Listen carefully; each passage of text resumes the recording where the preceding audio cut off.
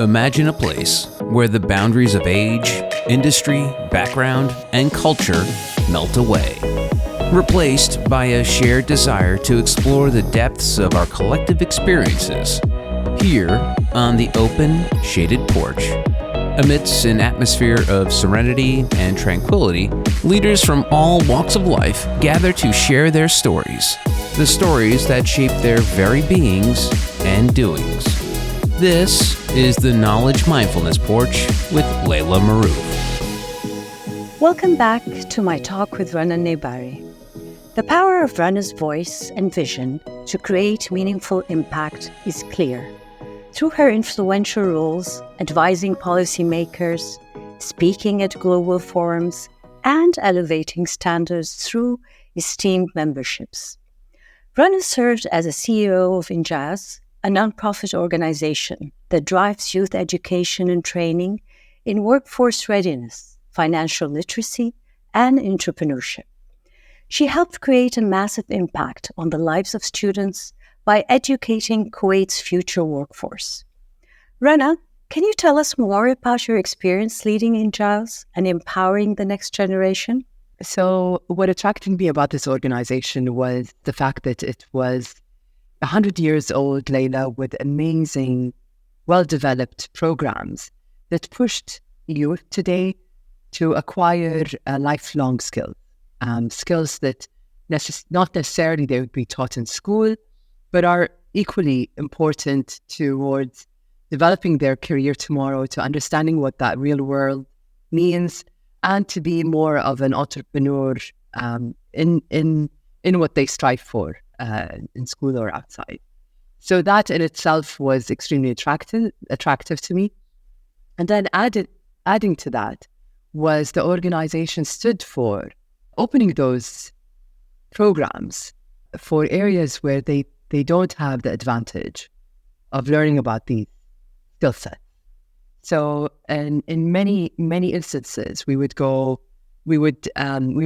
with schools where kids came from a different array of let's say backgrounds, and that was very gratifying to see. And I vividly remember, Laila, and I made sure that on a yearly basis that I don't miss out on that feeling. So I would take myself and I would volunteer in a girls' school.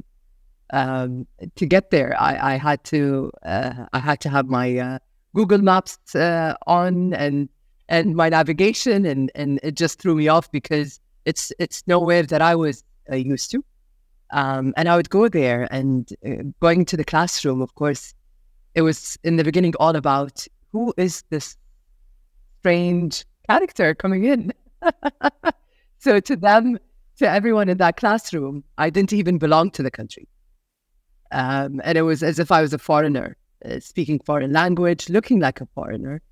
And I thought just that piece of information that was shocking was, interesting to me, because there I was presenting them with a very different characteristic of a national that they're not used to. And then we would go into all of those conversations and sharing them. Getting them to share their ideas, Laila. And I think that this went against how schools and teachers usually interact with them. So it was mind-blowing. And I would do it on a yearly basis. The result of it was that I'd always have 12, students, girls that just were very close to my heart. We would have by then spent more than 30 hours together, and bonds develop, and it just having that effect on people did not feel like work, Laila, and that's what I did for 5 years. It did not feel like work. Oh my gosh, that must be your passion then. When it doesn't feel like work, that's definitely your passion. And I think It's fun. you're going, I'm sure if I talk to any of those students, they're going to tell me you are one of those mentors that they will never ever forget in their lives. I am 100% sure of that. And going back to that, who is a mentor for you that you would never ever forget in your life? Have you ever had that kind of mentorship? A formal mentorship, Laila. A formal mentorship, I did have a formal mentorship relationship, but I feel that in my case, Laila, I came to it at a very different stage in my life. So it was very purposeful and very targeted and therefore successful at the same time. But if I think about the informal mentorship throughout my life, then there's so many. And again, I feel that blessed because the surrounding environment that I belong to were of those people who were open-minded, who believed in equal opportunity, who never made you feel like, you are a woman and therefore the narrative was always, to each his own, as well as let's think bigger. And the overwhelming agenda is that we all belong to the same world. So let's develop ourselves and let's create a positive environment. And we belong to a bigger picture, and what we do makes a difference.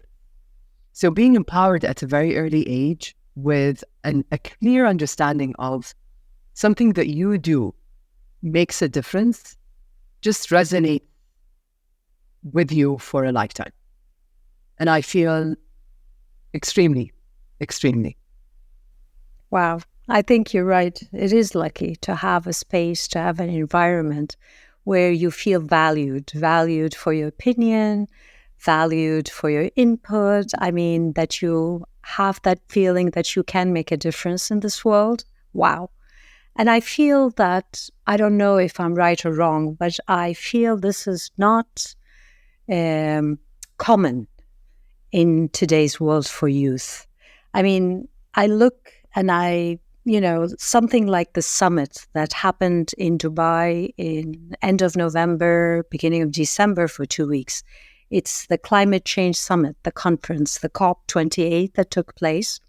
What caught my attention was, with all these headlines talking about this conference, they were saying for the first time, they brought together thousands of young people from across the globe under the climate action to make them involved in this dialogue of climate change and what they can do, what they think can be done. And that kind of inspired me in many ways that we do lack this in many industries, in many issues that we are facing right now, being political, social, why not involve the youth in the dialogue? This is their future. They're going to be their challenges. So why do you think, what's the hurdle that they're not bringing youth in the conversation? One of the things that I see is while we talk about our own beliefs and aspirations for how the order of the world should be, and it should be with youth taking part in major decisions that will affect their futures. I believe that there is a divide in how the order is today from a perspective of corruption is one. Second is the ability of legislation and decision-making to be governed from a very top-down approach, not even involving people who are experts or who are stakeholders in the decision. So I feel that we do live, unfortunately, in a world where the hierarchy still resides as a system. And that means that, unfortunately, we see youth being put at the very end. Yes. I think that also makes me think of the interdisciplinary approach when it comes to educating youth, in, the human capital development we were talking about. Because again, when we're talking about what's next, the old way of education is always focused on the know-how, on your functional skills, what's going to prepare you for your first job, right? So now it's never about your know-how, because that's going to be obsolete very quickly. Even your degree today could be obsolete in 1 year, if not less. So then again, we think, so how can we develop a well-rounded human being who can encounter the changes that are going to happen? How are they going to adapt? How are they going to be creative in their decision-making, in their problem-solving? So that interdisciplinary approach really dictates openness to different perspectives. And why? Because if I come, let's say, from the information science, you are tackling the same problem from physics, from mathematics, from social sciences. So now imagine with all these different perspectives that's tackling the same issue from all these corners, we are all looking at the same problem, but in a much broader perspective, that we can really reach a creative solution. And encountering that world we're talking about, it's more complex. It's so ambiguous. It's so hard for us to just look at it so narrowly, right? That now we need each other. We need our different perspectives, our different fields, our different backgrounds to help each other, and be together in kind of facing the world we're entering. And that's why when we talk about empowering youth, being open to all that, I think education system, the human capital development, thinking of so many things in different ways is the time. This is our transformation period where we need to look at all that. Because if we don't, that's what's creating stress in our life. They say stress, stems out of not being able to adapt. So tell me a little bit about your stress. How do you adapt to stress? How do you prevent stress in your life with everything that's going around us? One of the things, Laila, is normalizing some of the stress, saying to oneself that, well, it wasn't a perfect situation, but it's not bad either.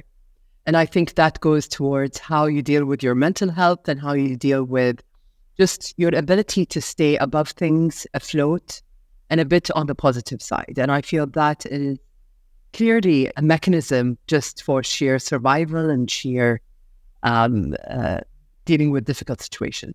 On the other hand, I feel that, Laila, one of the key things that, again, is very much required and needed was to surround yourself with that board of directors, with your board of directors, that become your sounding board, that become the opportunity for you to disclose and talk about your stressful day. And maybe tackling some very specific situation where you believe you want to hear about how someone else has dealt with it and how you could have dealt with it in a better way. So having that openness to share and disclose, and if you can do it on a regular basis, then I feel that's one of the key things that is required. And I think lastly, perhaps it's pertinent to women more than men, but we do burden ourselves with unnecessary, overwhelming issues that need to be compartmentalized and put into place. And the sanity to say that, today, this is how much I'm going to tackle, and the rest I'm leaving till tomorrow, or they're not important enough that I'm not bothered, even if it happens or it doesn't happen in a couple months' time. So it is a more of a characteristic that I've seen with women who are harder on themselves in looking at problems and taking on more on their plate.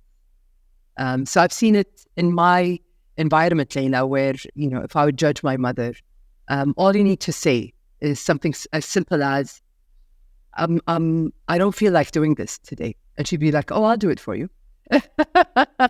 and she'd have another conversation with someone else. And by the end of the day, not only does she have her plate full, but it comes out of wanting to nurture and care for people that are around her. And she's not bothered by what it means to her. And that seems to be like a later a recognition of, maybe I've taken on too much. So in the flip side, I'm in no means saying that men don't take on large responsibilities, but I think deciphering that responsibility and dealing with that responsibility might be in a different way. I don't know why I look at it a bit differently, because I feel that many of these traits, attributes that we kind of always associated with women versus men, gender differences, really comes out from our learnings. So our learnings usually come sometimes from the stereotypes about women and men. I don't know if you look at these old documentaries sometimes about how they portrayed girls, cooking and cleaning in the kitchen, all this black and white documentaries before, and the advertisement, if you look at them, they used to kind of stereotype women different than men, and things have changed with time.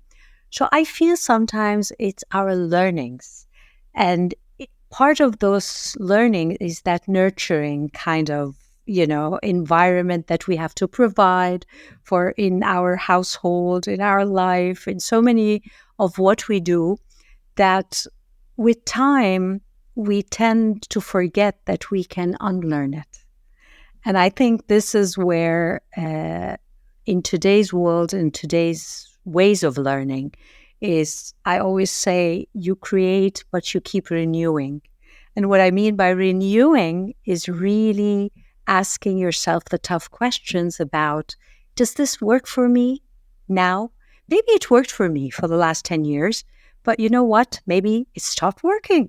And if it stopped working, why can't I get rid of it, right? So a lot of that kind of learnings, nobody taught us how to do, and this is the time where we need to kind of upgrade the way we think by feeding it with new perspectives, new things, and I don't know, things and tools and techniques that can fit today's world. And I feel this is part of the adaptation that you were talking about, is seriously kind of that fit. If it fits, if it works properly for me, good for me.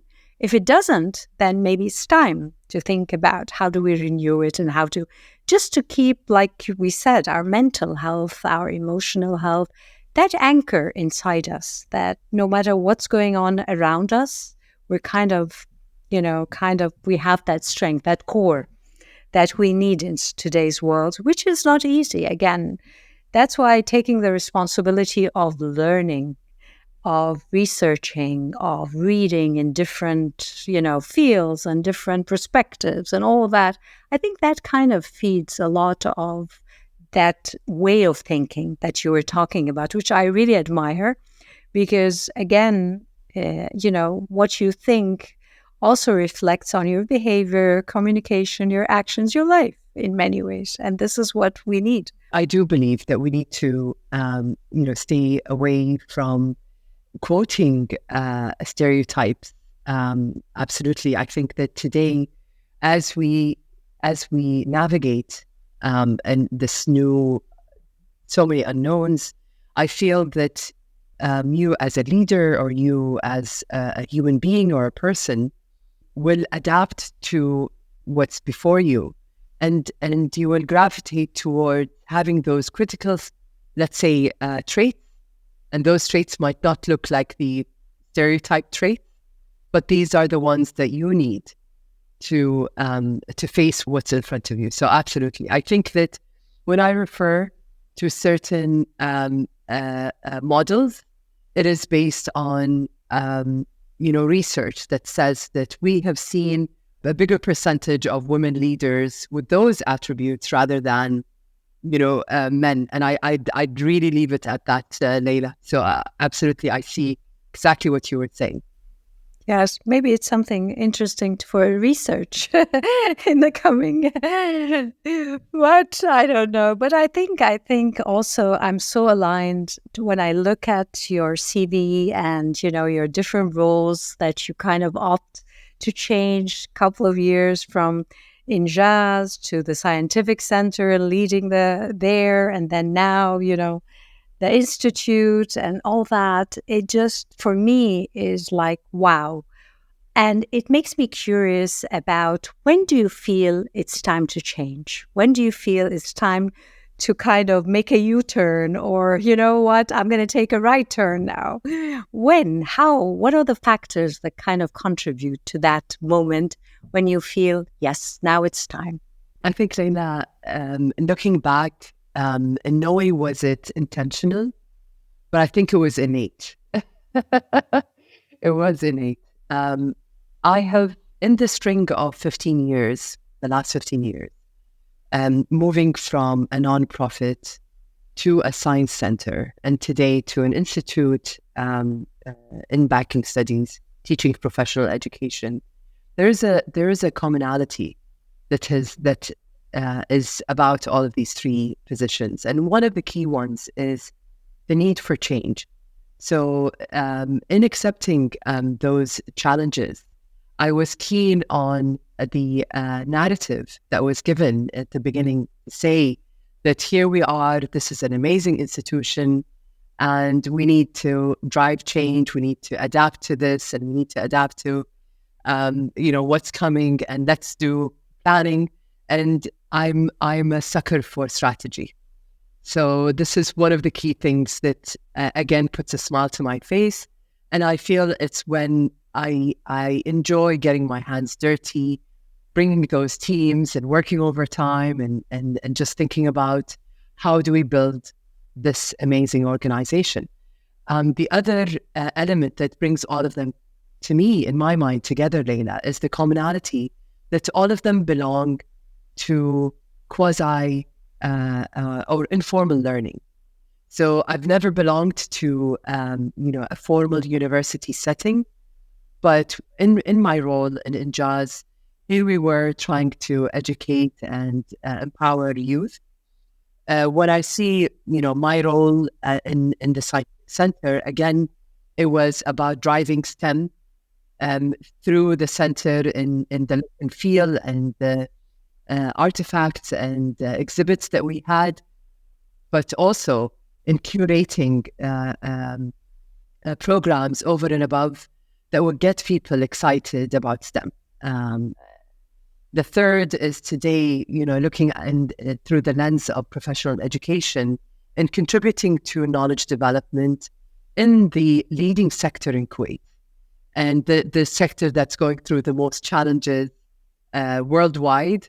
So these are the things that really drove me. And the moment that I feel that perhaps my work has subsided in driving the change, and there's a balance in the institution, that I feel that perhaps it's the kind of day where I'll look at another opportunity and another challenge. That's amazing. That is amazing, because I think intuitively we can feel inside us when it's time, right? Sometimes you think that, okay, it's logical. I have to kind of analyze and see what are the factors.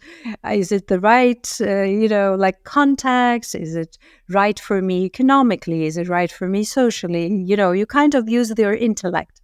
But there's a big part of us, which is our intuitive self, that sometimes also talks to us, and we need to listen. And I think for me personally, it is a part that I listen to a lot.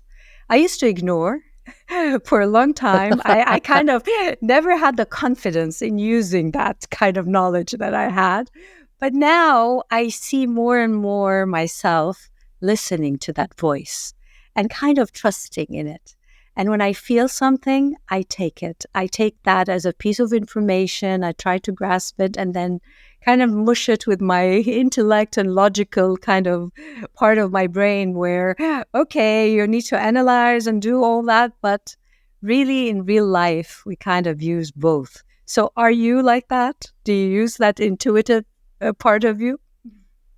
And Laila, I never used to use it, but I feel that, and the clearer your intention for the day, clearer the voice comes, and it is sometimes bang on. Oh my God, yes. So I would say yes. Yes. That is crazy. Because they say where your intention comes, that's where your attention kind of focus. It's like a laser beam it becomes, So it is amazing, the clearer what you're feeling and you're confident in it, then this is where you're going to put your attention.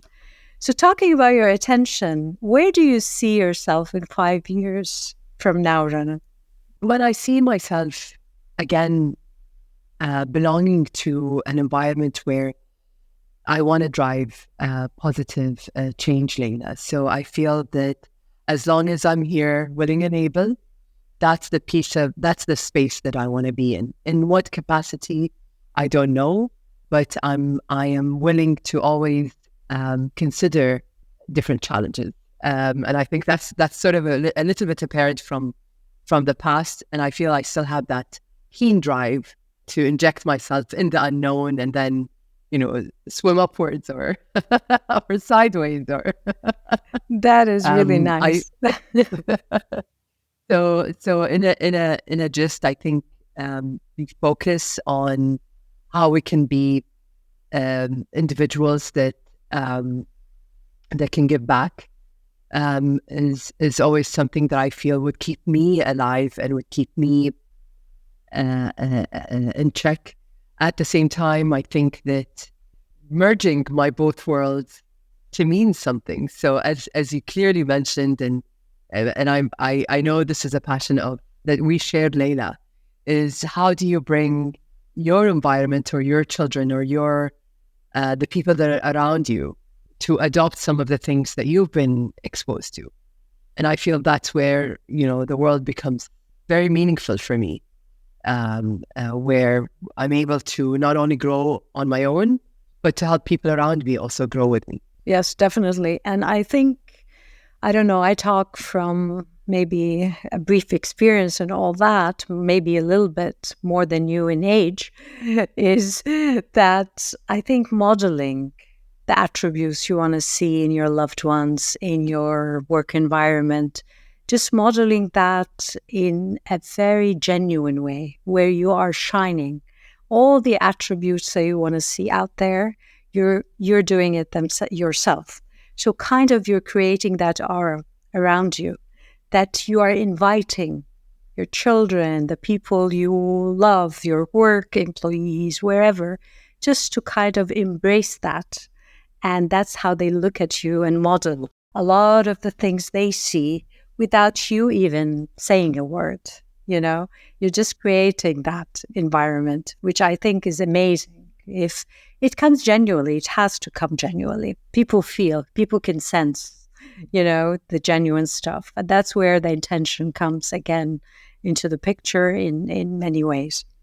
So 2 last things before we end today's podcast is, what makes you happy the most? And what's the second question, Laila?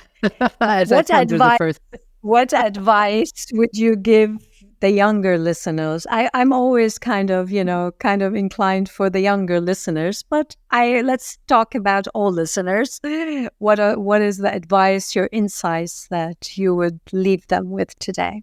What makes me happy is really and genuinely, as I go through my day and do that little mental checklist and say, check, I feel very good about this aspect of my life and I feel good about that aspect of my life. It's more about when we've had good interactions with people. If I have had good interactions with people and it's meaningful and deep, Laila, it does make me very happy. And I feel it's a happiness that lives longer than something that's monetary or something that is perhaps fickle in a way or another. The lasting advice that I would give to you, to keep learning. And I feel that is one of the key things that youth need to understand and hopefully adapt, is the idea and the trait that you should not stop learning. And here we are, Laila, maybe trying to emulate. But it doesn't matter how old you are, and it's not an age thing, and it's not a position thing. But there's always opportunities for you to grow yourself, and there's always opportunities to learn. So I feel if I'd leave the youth with one thing, it would be this, which is keep on learning, be an avid learner, be a creative person, and hopefully grow up to become a person who is effective in their own way, is able to give back and contribute to a better world. Wonderful. Thank you. Thank you so much, Rana, for your advice, for your insights, for all your teachings today. We keep learning from each other. And like you said, I think the most wonderful thing that really feeds our souls and hearts are these relationships, the bonds we create, the communities we feel we belong to, that will always enrich our hearts and souls, no matter where we are in this life. Thank you. Thank you so much. Thank you so much. This was amazing. I've enjoyed it. I've enjoyed our interaction. So thank you for inviting me. You're very welcome. And that brings us to the end of this week's Knowledge Mindfulness Porch. I hope you enjoyed the show. And if you did, be sure to subscribe so you don't miss any new episodes. If you have the time, we would really appreciate it if you left us a review so other amazing individuals like you can find us. Thank you for listening. See you next time.